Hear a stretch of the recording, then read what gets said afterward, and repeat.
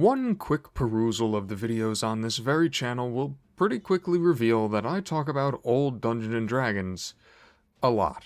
Old games, old modules, or even the rare instances where I've dabbled into books, something I'd like to do more of if I can find a way to not make it boring as sin, are what the lion's share of my D&D content centers around. Ironically, from a purely self-interested standpoint as it pertains to this website, this is a really dumb thing for me to do. It would make far more sense for me to spend my time making videos about things like Reddit stories, Critical Role, or the latest watershed that Wizards has decided to set on fire, as the relevance that those topics have to the current state of D&D understandably leads to those types of videos doing much better than random ones about Dragonlance DOS games that are literally older than me, and potentially you as well. And mind you, I'm not trying to deride those types of videos. I have absolutely nothing against them and even find them quite entertaining provided they're well made and whatnot. Obviously though, it isn't exactly lost on me that it would be potentially better for my channel if I were to talk about newer topics that are more relevant in the current ethos of D&D. And I certainly won't rule out talking about newer stuff in the future. I sort of dipped my toe into that water already with my last video about gambling, but as of right now, doing so isn't really what aligns with my own interests on the matter. There's also the fact that there are plenty of other much bigger channels talking about the current minutiae of Dungeons & Dragons, and I don't often necessarily feel the need to throw my hat into that ring. But it also stands that the reason I choose specifically to talk about older D&D titles and properties goes well beyond my own interest in them. Like, don't get me wrong, I thoroughly enjoy ranting about old modules and games. Nothing gets my blood pumping in unholy ways, like getting to show off just how awesome or terrible old D&D works of yesteryear were. I like diving into the mechanics and gameplay, the histories, all of it. I certainly hope you enjoy that as well. One part of the reason that I love talking about old D&D is because there is a preservation aspect to it. I have made abundantly clear that I dislike how certain properties, namely in the video game space, are being made more difficult for consumers to acquire, and as such, am quite a big proponent of preservation. Even if my silly little videos are not necessarily what could be considered textbook preservation, showing off these products is part of why I do all of this. Like, I consider it a genuine privilege that I have the opportunity to own classic materials like modules that are nearly 40 years old, and games like Baldur's Gate or Icewind Dale on discs, but that I then get to show them off just makes it all the better for me. In a perfect world, everyone would get to own something like an original version of Tomb of Horrors as I do, but I think we all know that isn't reality. So if my videos are able to be some sort of stand-in for that dream, then they are more than worthwhile in my opinion.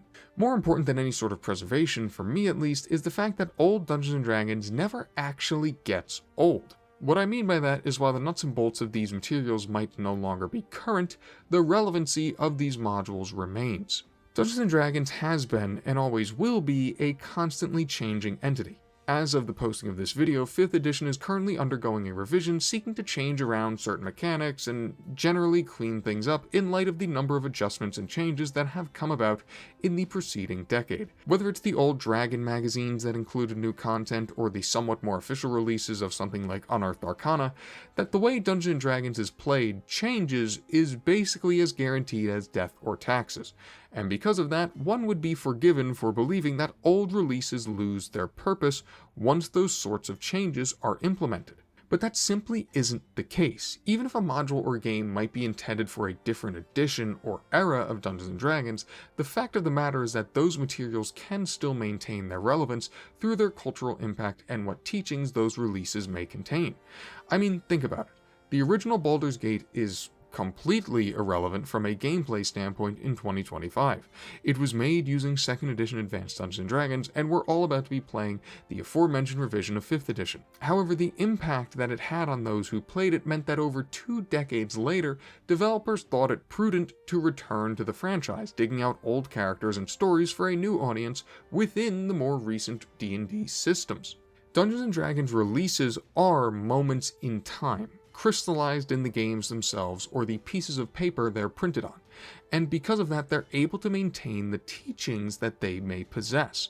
Maybe you can't use an old module to play a game of Dungeons & Dragons today, not unless you take the time to convert it to the current edition, but you can still take things like scenarios, ideas, and influences from them.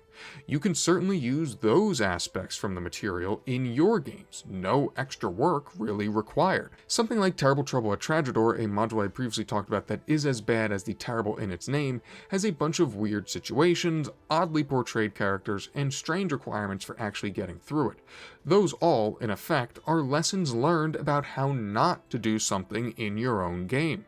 In contrast, break out a module that isn't awful, and if you aren't cribbing ideas, changing and meshing them to fit your campaign and your players, are you really even DMing? Old Dungeons & Dragons modules are the foundation that has brought us to where we are today. There wouldn't be so many editions of D&D if we didn't have these countless releases from which to learn from, deciding what works and what doesn't, and making changes in response. Like, D&D materials aren't the godforsaken Associated Press style book that I had to learn to write with when I was in college. When the AP releases a new edition, the old edition not only becomes obsolete, but it's generally considered bad practice to follow said prior edition. You surely can and should play old editions of Dungeons & Dragons and their releases to deepen your understanding of the game as both a player and potential dungeon master. All of these old books and games serve to build on each other as time moves on.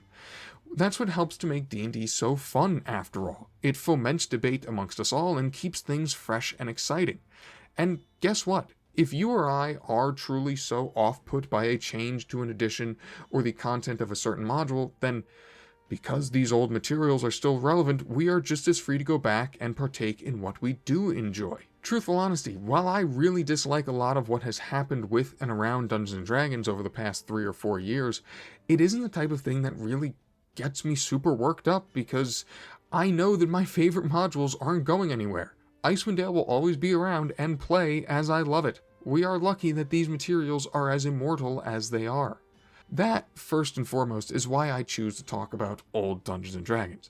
Maybe I'm deluded in the way that I consider it some sort of obligation or duty, but I truly hope that you, the viewer, have the opportunity to learn or discover something new through my videos. Perhaps you can't own the original basic set as I do, but maybe the video that I make on it grants you the opportunity to learn from it as I have. Maybe you had never heard of Dragonlance, but the videos I mentioned earlier about the old DOS games about them spurs you to go on and seek out the much better books. The history of Dungeons & Dragons, regardless of the form it takes, is valuable to us all, and that is why it's important to keep talking about it. To say nothing about how much I love doing so.